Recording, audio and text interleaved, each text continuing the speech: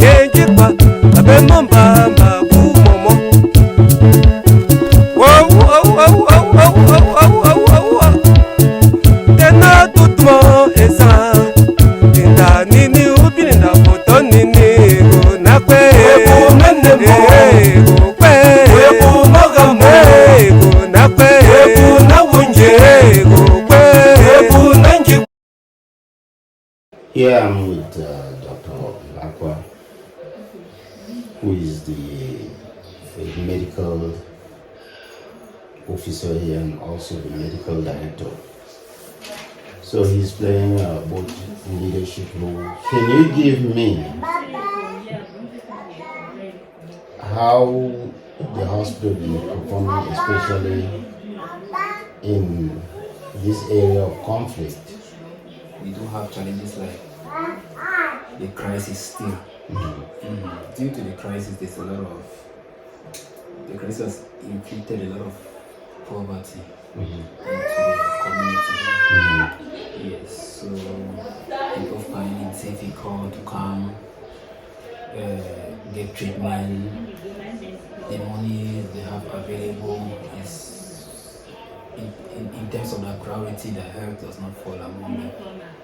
Yes, they tend to self-sustain. What can they eat first of all before even thinking of rushing to the hospital? Yes, which is understandable. So, poverty. Yes. We have very bad roads. It's a challenge for the patients. And why do I say it's a challenge for us? Because the patients, we are here to serve them. Because the patients can also come here, we also go to them. So it's the bad road also is a challenge to us because we have to go to the patients, to the communities, organizing outreach and so on to get to those population. We have a small vehicle. We should try to move slowly. Yes, but in an optimal state, we need a van. Yes, something like a van in which the patient should be placed in the adequate position. Maybe the patient needs oxygen. Thank you so much for the work you are doing here and being here for about a month. The patients themselves have given a very big rating for you and the other staff. I got that from the monastery. I got that from almost everywhere. And as I said before, it's not really easy for young people like yourself, your colleagues, to leave Yaoundé and leave from Douala to come practice here, where you have is in its conflict zone. Internet is very sporadic. Water, they cut water at will. Electricity as well. Even though we try to get solar panel, but it cannot carry all the machines. I also want to thank you for your leadership here, because you and the administrator, you are doing a very great job. This place is mostly for you people to develop it. I'm not in the environment. So the needs are ever changing. Exactly. Right. So it means you and your staff, you are adapting, always adapting. Today there's going to be gunshots and going to be all kinds of things. And yet you're still going to have patients that you have to manage. You're going to have certain people come here just want treatment at the point of the bayonet. And I've never heard you guys complaining about it, but you go, you do your business, you do your work, you treat the patients. And that is very important for me. I wish I could do more in terms of your request for an imaging center right now. I think the reason for even referring patients comes from some of the lack of some of the equipment that you need, for instance, the X-ray. And we want to get to a level where we are self-sufficient. Yes. Even though we still need to be able to collaborate with other people. Institutions. But I think we want to get to a level that you're not referring a patient because you cannot manage yes that patient. Yes, I get it. Like if you see, like if you, why would I talk about an imaging center? First of all, I have a passion for imaging. Mm-hmm. That's the first thing. And secondly, most of our referrals here, most of the patients we refer maybe for out of Mbakwa are usually due to death. And most of the referrals out of Mbakwa in particular too. So due to imaging, imaging. There's no mammography, CT scan, people tend to travel long distance, right up to Bafistan before coming back. Yes, so if we have one here, it's not going to satisfy only Mbakwa, but it's going to satisfy the others. Yes. It's going to save, it's going to be a solution to the whole of the Northwest. So, and for us, it's going to be more advantageous. We know the time between diagnosis and intervention, the greater the time, it is associated with a lot of bad prognosis. I'm looking at the statistics of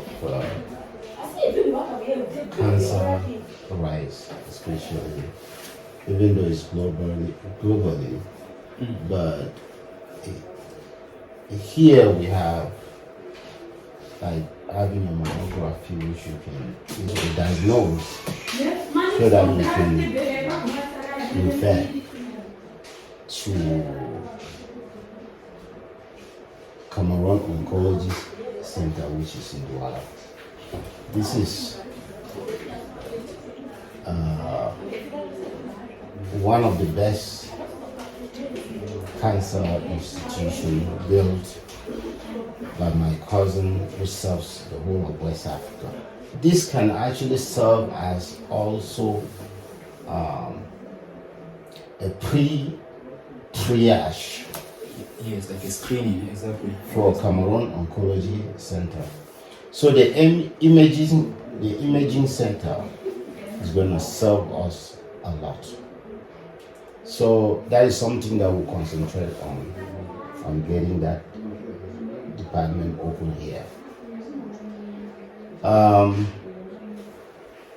The strategic plan that you and I discussed and the administrator is what we look forward to executing.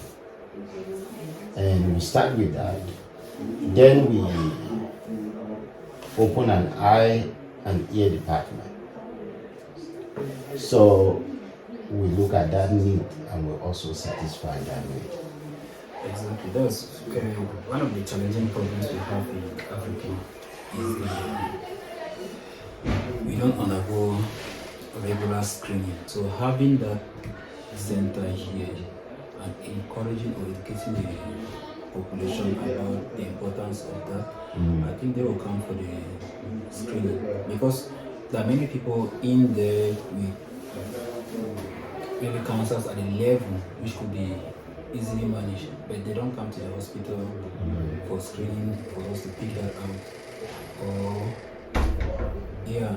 So we tend to miss that at the early stage, which could which could be treated, completely treated. So a lot of things we're not making use of them. Yes, so we thank God the biomedical engineer was available to this period to come and solve a lot of that. And that goes further to help us improve. That's the improvement we're talking about. Having now a separate level and delivery room. Yes, it's so. It's really good. It's really welcome. It's really Other things we can handle, which we identify like van to pick up and drop patients. We can even make 1 and my 19. It's a stopping point. A stopping point for that's, all that's patients. what we do The bike. the bike and the small vehicle. And if we have a van, we have certain times, just schedule. Whether there's a patient or no patient, then what we do, we start having patients to understand if I'm there at 9 o'clock, there's going to be a bus there around 9 that's leaving To take me to the hospital. to take me to the hospital. Yes. And whenever I'm done from the hospital, Yes, it's available to I know it's available at, so we have a scheduled run. And then these are the two places that I think I've identified. Now we can add, so it becomes more like every day, this is the schedule. Patients know the schedule. So the problem of people coming, trying to get a bike and come to GRA will be eliminated. It doesn't, we still have our bike Yes. that will still do some of the emergency pickup drop off. Exactly. Like what we do, like you see, these papers that are available to the community with number of the hospital on it.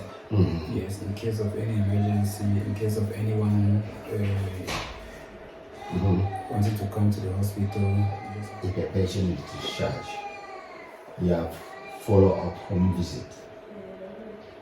That a nurse will go and check how the patient is doing, especially some of these patients that are elderly and they go home.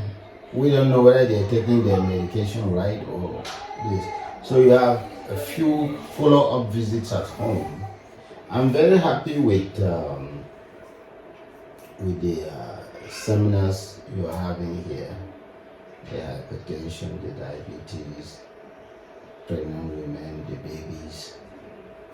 Really do appreciate having this, creating this facility and giving us a platform to practice good medicine on them. Yes, we are so appreciative on behalf of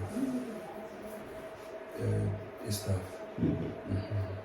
Yes, myself in particular. Okay.